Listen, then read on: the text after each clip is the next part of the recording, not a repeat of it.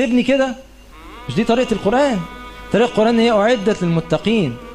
اللي بيعملوا إيه؟ أخد قرار أهو، الذين ينفقون. أول قرار هاخده في السراء والضراء. تاني قرار هاخده والكاظمين الغيظ. ثالث قرار هاخده والعافين عن الناس. رابع قرار هاخده والله يحب المحسنين. خامس قرار لو وقعت والذين إذا فعلوا فاحش أو ظلموا أنفسهم ذكروا الله، أنا هتوب ومش هيأس، ومش هيجي لي الشيطان يقول لي انت كل شويه تقع في المعصيه دي، انت مفيش فايده فيك، انت مش هتنفع. شيخ انا كل شويه بقع، اعمل ايه؟ توب. كل ما توب اقع، توب تاني، توب تالت. ان الله لا يمل حتى تملوا.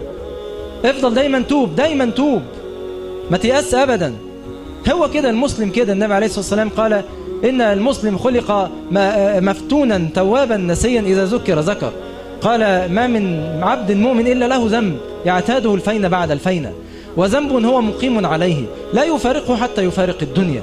وإن المؤمن خلق توابا مفتونا نسيا إذا ذكر ذكر. فالإنسان لا يأس أبدا.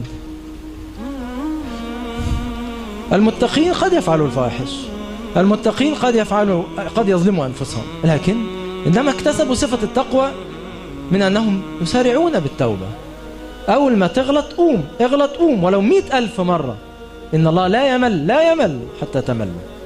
إذا فعلوا فاحشة أو ظلموا أنفسهم ذكروا الله فاستغفروا لذنوبهم ومن يغفر الذنوب إلا الله ولم يصروا على ما فعلوا. لم يصروا وهم يعلمون. ارجع بقى تاني، رجعني للجنة تاني والسياق. أولئك جزاؤهم مغفرة من ربهم وجنات تجري من تحتها الأنهار خالدين فيها. وكده قول لي بقى كلمة تحفزني: ونعم أجر العاملين. أنا كده اتغير.